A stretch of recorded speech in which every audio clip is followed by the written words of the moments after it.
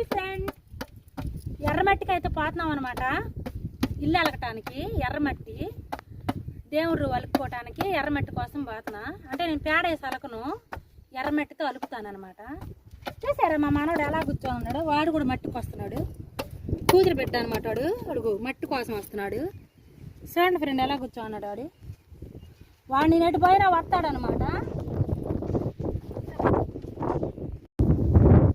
ఎర్రమట్టి చూడు, మట్టి ఎలా ఉందో చేసుకొని గాలి ఎక్కువగా ఉంది, బాగుంది గాలి.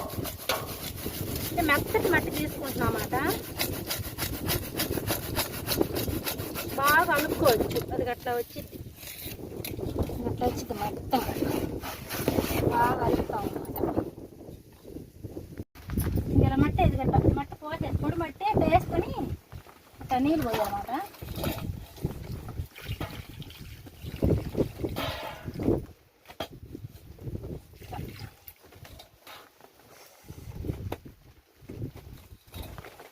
కలుపుకుంటాను.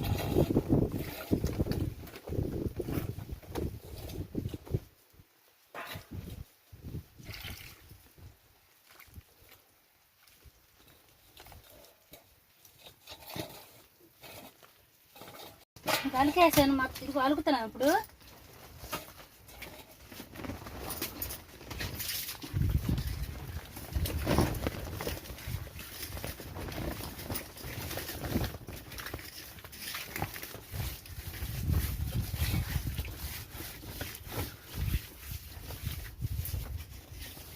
అలికేసాను అనమాట. ఇది అట్లా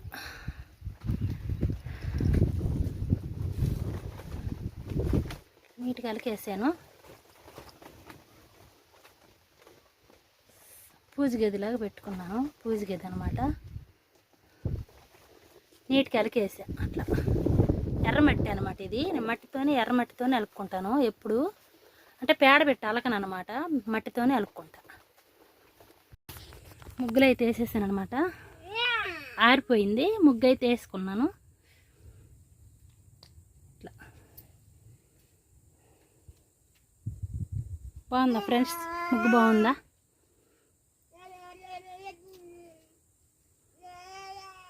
నాకు మెలికల ముగ్గులు అంటే బాగా ఇష్టం అనమాట. పూల ముగ్గులు పెద్దగా రావు, కానీ తామర పువ్వు ముగ్గు అది వేసాను. అలాగా ఏడు చుక్కల ముగ్గు అనమాట. 7 చుక్కలు 7 బార్లు.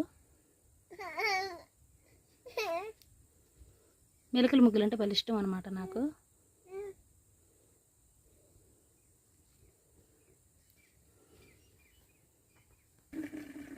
మీకు నచ్చితే లైక్ చేయండి, షేర్ చేయండి, ముగ్గురు కోసమైనా చేయండి.